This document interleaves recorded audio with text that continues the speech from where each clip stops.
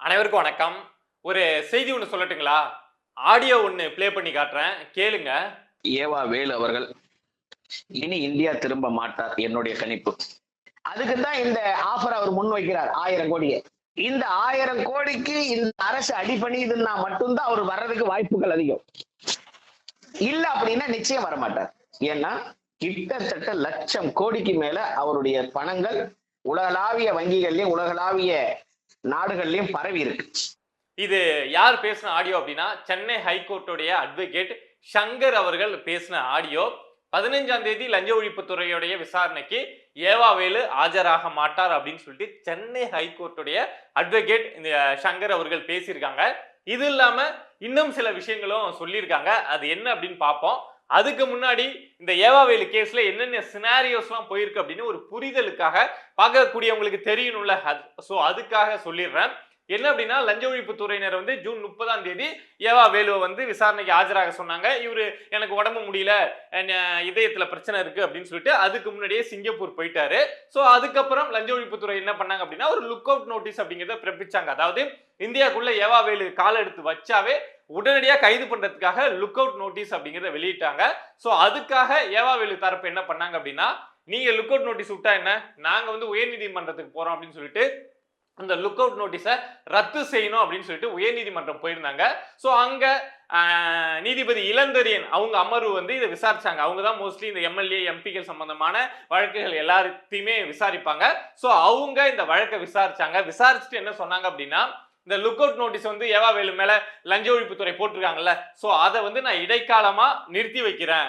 நீங்க அவர் உள்ள வந்தாருன்னா கைது பண்ணும் அப்படிங்கிற நடவடிக்கையை எடுக்க கூடாது அப்படின்னு சொல்லிட்டு வர 15ஆம் தேதி, அதாவது ஏவா வேலு தரப்புல இருந்து என்ன சொன்னாங்க அப்படின்னா, 12ஆம் தேதிலாம் எங்க சாருக்கு சரியா போயிடும், இதயத்துல பிரச்சனை, ஆனா எத்தனாம் தேதி சரியா போகும்னு இங்க இருக்கக்கூடிய அட்வொகேட்டுக்கு தெரியுமா, 12ஆம் தேதிக்குலாம் எங்க சாருக்கு சரியா போயிடும், சோ அவர் வந்துருவாரு அப்படின்னு சொன்னதுனால நீதிபதி என்ன சொன்னாங்க அப்படின்னா, 15ஆம் தேதி வந்து நம்ம ஏவா வேலு வந்து லஞ்ச ஒழிப்புத்துறையுடைய விசாரணைக்கு ஆஜராகணும் அப்படிங்கிற ஒரு உத்தரவை போட்டிருந்தாங்க. அதே மாதிரி கூடுதலா என்ன சொல்லியிருந்தாங்க அப்படின்னா, வர 28ஆம் தேதி வரைக்கும், ஜூலை 28ஆம் தேதி வரைக்கும் ஏவா வேலுவை கைது பண்ண கூடாது அப்படின்னு சொல்லியிருந்தாங்க.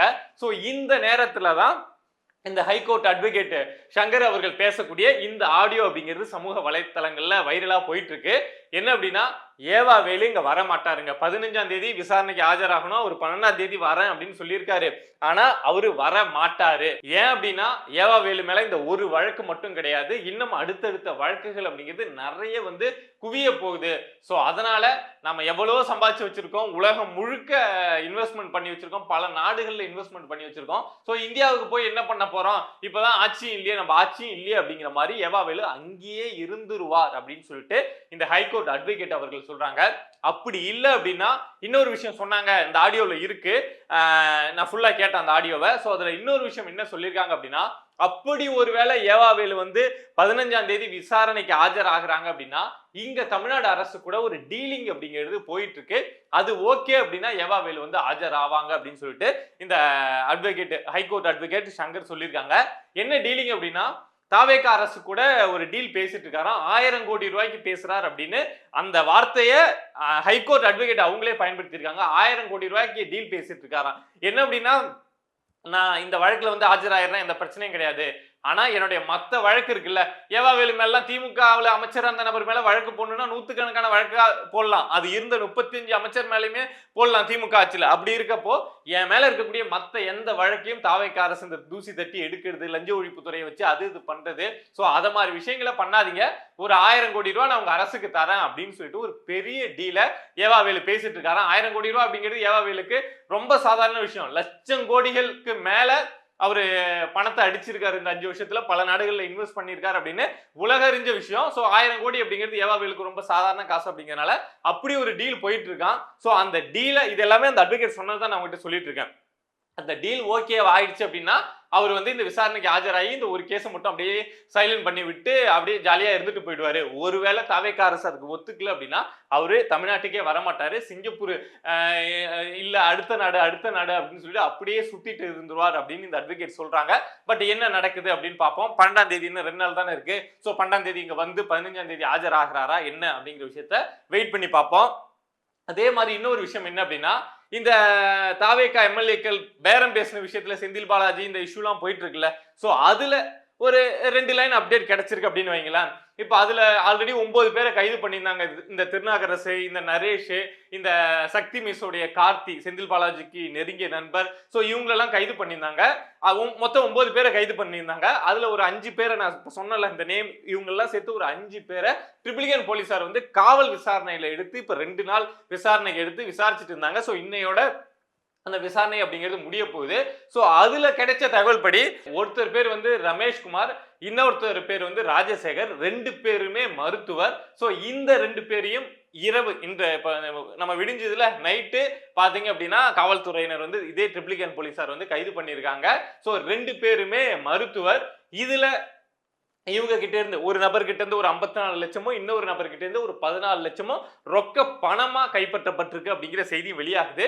இதுல என்னப்பா முக்கியமான விஷயம், இதுல என்னப்பா அந்த ஷார்ப்பான லைன் அப்படின்னா, சக்தி மிஸ் கார்த்திக் அப்படிங்கிறது நமக்கு தெரியும், இப்ப கிடையாது, பல வருஷமா தெரியும் செந்தில் பாலாஜிக்கு எவ்வளவு நெருக்கமான நபர். இவர் கைது இவர் செந்தில் பாலாஜி வீட்டுல ரைடு நடக்குது அப்படின்னா 2023 அங்க சக்தி மிஸ் ஓனர் வீட்லயும் நடக்கும், கார்த்திக் வீட்லயும் நடக்கும், சக்தி மிஸ்லயும் நடக்கும். அப்படிங்கிறது அந்த அளவுக்கு நெருக்கமான நபர்கள் செந்தில் பாலாஜியும் இந்த சக்தி மிஸ் கார்த்திக்கும். சோ அவர் தான் இந்த தகவலை கொடுத்திருக்காரு. இதுல இந்த ராஜசேகர் அப்படிங்கிற நபர் இருக்காருல்ல, சோ அவரும் இந்த சக்தி மெஸ் ஓனர் கார்த்தி, இந்த இவங்கெல்லாம் சேர்ந்து தான் செந்தில் பாலாஜி கிட்ட அந்த பேச்சுவார்த்தை எல்லாமே பண்ணியிருக்காங்க. சோ இந்த ராஜசேகரும் இந்த கார்த்திக்கும் ரொம்ப நெருக்கம் அப்படிங்கிறதுனால, சோ இந்த ராஜசேகர் அப்படிங்கிற நபரும் செந்தில் பாலாஜியும் ரொம்ப நெருக்கமா இருந்திருக்காங்க அப்படிங்கிற அடிப்படையில தான் இப்போ இந்த கைதே நடந்திருக்கு. சோ சுற்றி சுற்றி எங்க போனாலும் எந்த பக்கம் நீட்டினாலும் செந்தில் பாலாஜி தான் நிக்கிற மாதிரி, யாரை கைது பண்ணாலும் அது செந்தில் பாலாஜிக்கு நெருக்கமான தொடர்புடைய நபர்களா இருக்காங்க. பட் வருத்தம் என்ன அப்படின்னா, சுத்தி இருக்கக்கூடிய அல்ற சில்ற எல்லாத்தையும் கைது பண்றாங்க. ஆனா இந்த செந்தில் பாலாஜியும் இந்த அசோக் குமாரையும் இந்த காவல்துறையால பண்ண முடியலையே, கோர்ட்ல ஃபைட் பண்ணி ஜெயிக்க முடியல அப்படிங்கிறது ஒரு வருத்தமா இருக்கு. பட் தாவேகா அரசு என்ன பண்ணுவாங்க அப்படின்ட்டு வெயிட் பண்ணி தான் பார்க்கணும். இன்னொரு விஷயம் என்ன அப்படின்னா, வருண் ஐபிஎஸ் கேள்விப்பட்டிருப்போம்ல, திருச்சியில இருக்கப்போ ஃபேமஸ் சீமான் அவர்களுடைய வழக்குல வந்து ரொம்ப ஃபேமஸான நபர். கிட்டத்தட்ட திமுகவுடைய கரவேட்டி கட்டாத ஒரு மாவட்ட செயலாளர் மாதிரி செயல்பட்ட நபர் இந்த வருண் ஐபிஎஸ் அப்படிங்கிறது நமக்கு தெரியும்.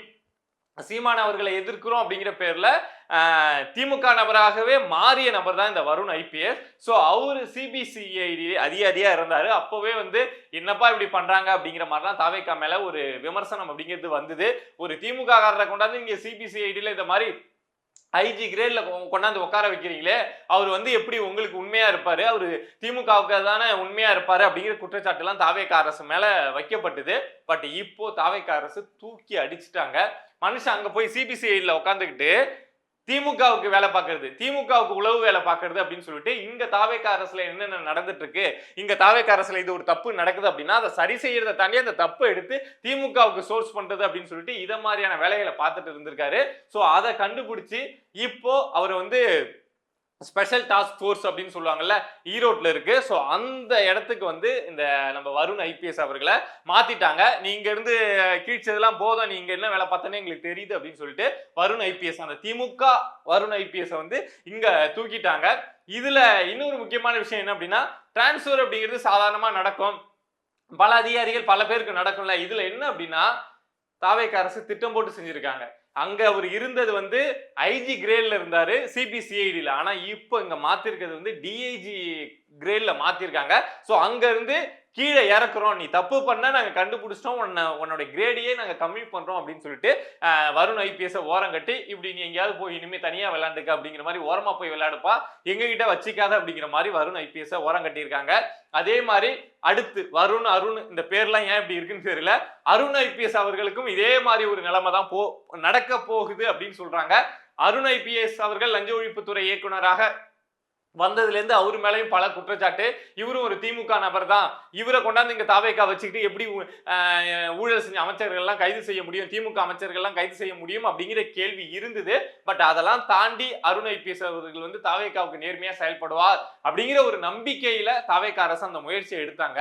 பட் மனுஷன் அங்க போய் உட்காந்து என்னதான் போனாலும் அந்த திமுக டிஎன்ஏ அந்த பிளட் போக அதை விட்டு போகாதுல்ல. ஸோ அதை மாதிரி அங்க இருந்து திமுகவுக்கு தான் வேலை பார்க்கிறார் அப்படிங்கிற தகவல் கிடைச்சிருக்கு. ஸோ கூடிய சீக்கிரம் அருண் ஐபிஎஸ் அவர்களும் அந்த பொசிஷன்ல இருந்து தூக்கப்படுவார் அப்படிங்கிற செய்திகள் வெளியாயிட்டு இருக்கு. பட் என்ன நடக்குது அப்படின்னு பார்ப்போம். அதே மாதிரி இன்னைக்கு பல நாட்கள் கழிச்சு கிட்டத்தட்ட ஒரு 300 நாள் ஆயிடுச்சு அப்படின்னு நினைக்கிறேன். ஸோ இத்தனை நாட்கள் கழிச்சு தமிழ்நாட்டுடைய முதலமைச்சர் விஜய் அவர்கள் வந்து இன்னைக்கு கரூர் போயிருக்காங்க. ஸோ கரூர்ல என்ன நடக்குது, என்ன பேசுறாங்க, அந்த சம்பவம் குறித்து ஏதாவது விஷயங்கள் வெளியில வருதா, என்ன போகுது அப்படிங்கிறத நான் இன்னொரு வீடியோல வந்து பேசுறேன். தொடர்ந்து பேசுவோம். சப்ஸ்கிரைப் பண்ணி சப்போர்ட் பண்ணுங்க அப்படின்னு நம்புறேன். ஏன்னா நீங்க இருக்கீங்க அப்படிங்கிற நம்பிக்கையில தான் நான் இங்க நின்று பேசிட்டு இருக்கேன். சப்போர்ட் பண்ணுங்க. நன்றி.